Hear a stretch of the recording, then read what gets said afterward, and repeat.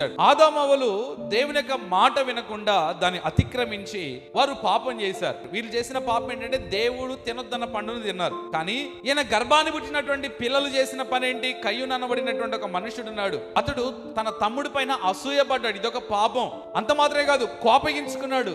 రెండవ పాపం, క్రోధాన్ని పెంచుకున్నాడు. మూడో పాపం, నాలుగవదిగా చంపేశాడు. చంపి తర్వాత ఏం చేశాడు? అబద్ధమాడాడు. ఈ రకంగా ఎంతో పాపం విస్తరించింది. అంత మాత్రమే కాదు, ఆ తర్వాత సంతతి వారు వ్యభిచరించడం ప్రారంభించారు. దొంగలుగా మారారు, నరహంతకులుగా మారారు, దేవునికి విరోధంగా బ్రతకడం ప్రారంభించారు. ఒక సమయం వచ్చిన తర్వాత దేవుడు, నేను చేసినటువంటి ప్రజలు ఎలాగున్నారో చూద్దామని వస్తే వారి పరిస్థితిని చూసి దేవుడే సంతాపము నొందినట్లుగా బైబిల్ గ్రంథంలో రాయబడుతుంది. వాక్యంలో రాయబడింది, నరులను సృజించినందుకు దేవుడు సంతాపము నొందెను అని రాయబడింది. అంతగా పాపము విస్తరించబడింది. దేవుని ఉద్దేశం ఏంటి? ప్రజలు పాపము లేని వారై పరిశుద్ధులుగా